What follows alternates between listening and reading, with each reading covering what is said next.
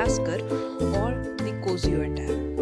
Petrov arises from the move order e4, e5, knight to f3, knight to f6. This is known as a Petrov's gambit. From here, I recommend you to capture this pawn with your knight. Knight cross e4 is a big time blunder because after the move queen to e2 and knight to f6, we can give a discover check to the king with a queen. So it was a blunder. A Petrov player will never capture this pawn. He will play the move d6 to get rid of this knight. From here, you shall play the move knight to f3. Then the black will obviously regain his pawn, knight cross e4. From here, we are going to play queen e2, hitting the knight and pinning the knight. Black has to stop this pin. So black can only play queen to e7.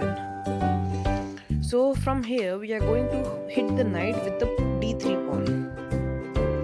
Black will play knight to f6. And here comes a star move. Bishop to e3, which is known as a Petrov-Lasker or Kozio attack.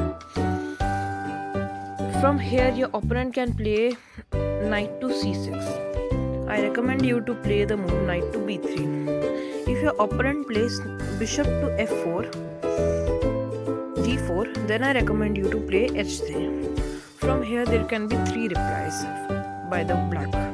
If he captures your knight, then you are going to capture this bishop with your queen. So your idea is, suppose black moves somewhere like this, we are going to play g3 and somewhat like this. We are going to bring our bishop to g2, making a missile of the queen and the bishop. So this is the idea. But what if black moves his bishop to h5? This is what we want.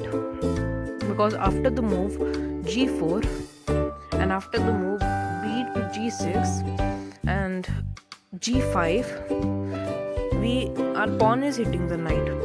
Knight can go 3 ways. First way, knight to d7. From here, this is a big time blunder because this will lead to trap of queen, because after the move knight to d5, the only place queen can go is queen to d8. But what if queen goes to e6? Then it would be a family fork. So the only place black queen can go is to d8. From here, we are going to give this knight check, creating a fork of the rook and the king. Queen has to accept this, and after this tremendous discover check, bishop to b6, hitting the queen and making a discover check. White queen is a corner. So this was a queen trap. But what if the knight moves to somewhere like knight to h5? Then I recommend you to just play the move bishop to g3, g2.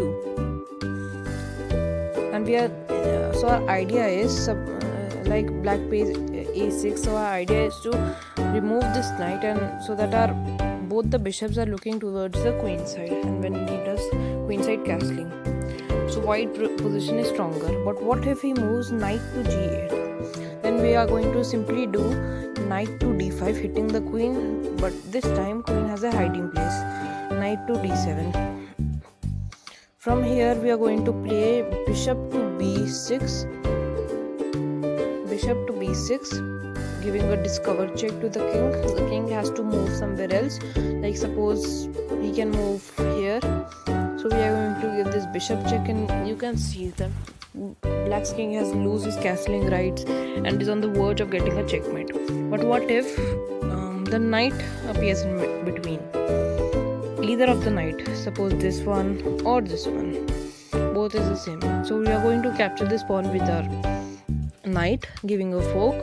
The king will move here. We are going to capture this rook, creating a discover check.